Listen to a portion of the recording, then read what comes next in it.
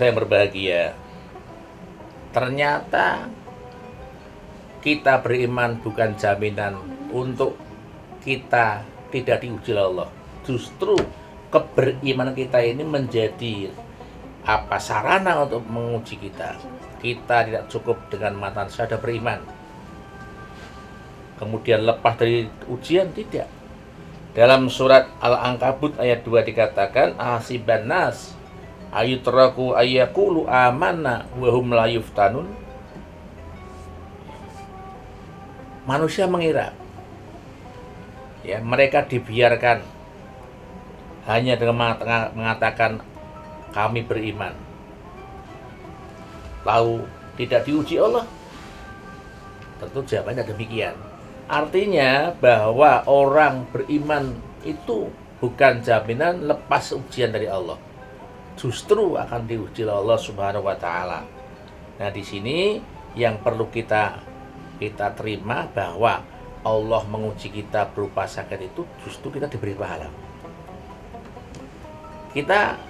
Kalau kita lihat orang sakit kan cuma di atas tempat tidur ya.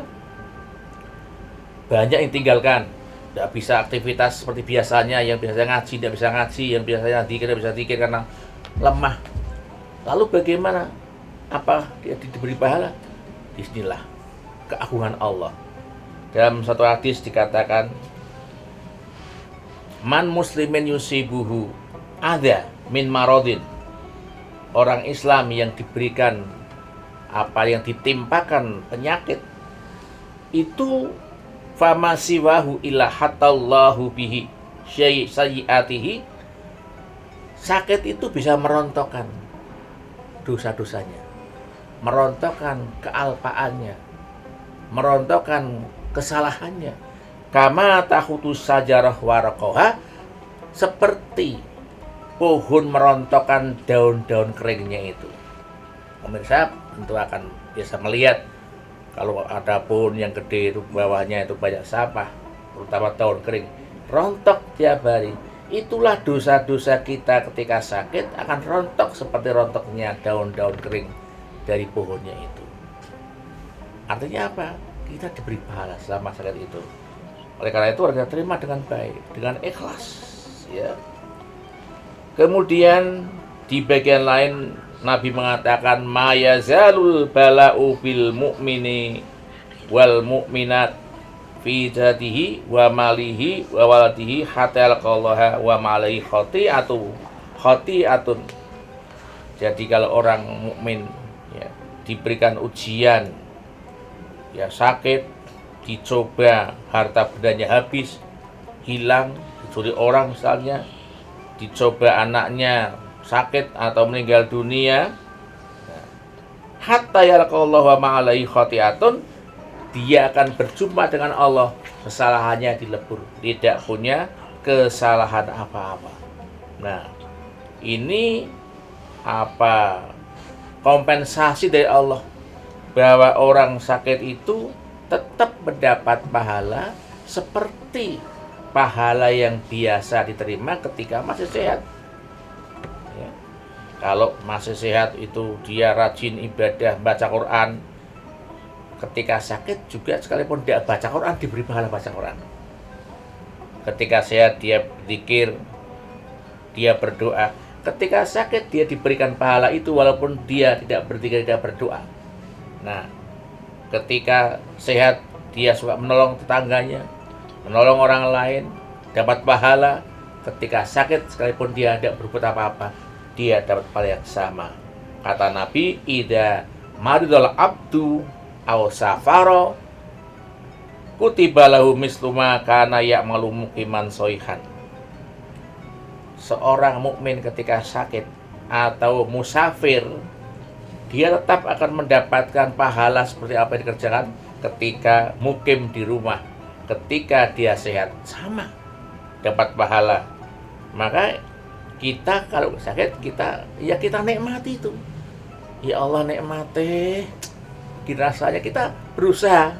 Sakit yang tidak enak kita nikmati. Giginya sakit, kita berusaha menikmati. Enak banget ya. Itu dapat pahala kok. Ya. Tapi kalau kita tidak terima, tidak ridho lah tadi itu.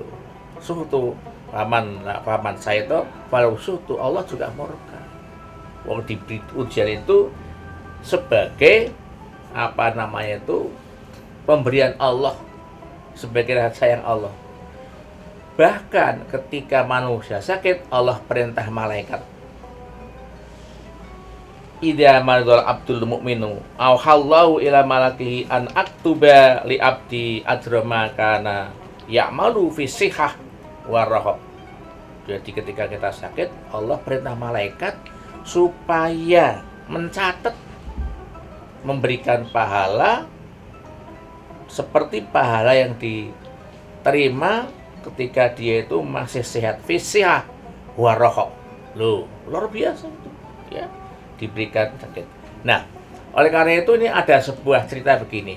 Ketika Allah itu akan memberikan penyakit pada manusia, itu Allah mengundang 4 malaikat. Malaikat yang pertama ini diperintahkan untuk menarik tenaganya.